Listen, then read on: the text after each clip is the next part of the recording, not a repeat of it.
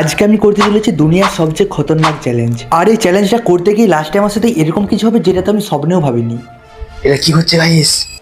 তো এই খতরনাক চ্যালেঞ্জটা করার জন্য আমি চলে আসি রাত্রি 12টার সময় একটা শুনশান রুমের মধ্যে। তো আমি কিন্তু এখন চার্লি চার্লি গেমটা খেলবো। আমার কিন্তু এই গেমটা প্রথম খেলা, এই যে দেখো, যার জন্য কিন্তু আমি ইয়েস নো বলে লিখে নিয়েছি। আমার এই জীবনে প্রথম এই গেমটা খেলা, অভিজ্ঞতাটা কিরকম জানি না। তো চলো তাহলে দেখতে দেখো ভিডিওটা। একটা খাতার মধ্যে ঠিক এরকম ইয়েস নো লিখে দুটো পেনকে ঠিক এরকম জায়গায় রেখে দিতে হবে। দেখো, এটার জন্য কিন্তু প্রথমে মোমবাতিগুলোকে জ্বেলে নিতে হবে। আর ভাই সত্যি বলছি, এই চ্যালেঞ্জটা করার সময় কিন্তু আমার খুব ভয় ভয় লাগছিল।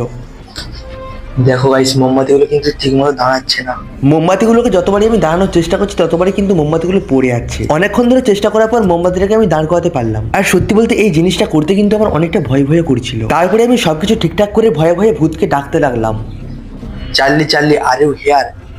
চার্লি চার্লি, তুমি কি আমার কথা শুনতে পাচ্ছ? চার্লি চার্লি, তুমি কি আমার কথা শুনতে পাচ্ছ? প্রায় 100 বার ধরে বলার পর ভূত কি, ভূতের বাবাও আসছে না। কিছুই হচ্ছে না গাইস। এরপর আমি মনে মনে একটা সাহস নিয়ে আবারও বলতে লাগলাম, Charlie Charlie, are you here? তুমি কি আমাকে মারতে চাও? এটা বলার পরে আমার সাথে এরকম কিছু ঘটে গেল। কি হচ্ছে গাইস এটা? গাইস, এটা কি হলো দেখো, আলোটা কিন্তু নেমে গেল। আর এরকম হন্টেড ভিডিও দেখতে হলে আমার ইউটিউব চ্যানেলটা এখনই গিয়ে সাবস্ক্রাইব করে দাও, এবং ভিডিওটার মধ্যে 1K লাইক কমপ্লিট করে কমেন্টের সবাই একটা করে ডেয়ার দিয়ে যেও, এবং যার ডেয়ারটা ভালো হবে সেটাই কিন্তু আমি পরের ভিডিওতে করব।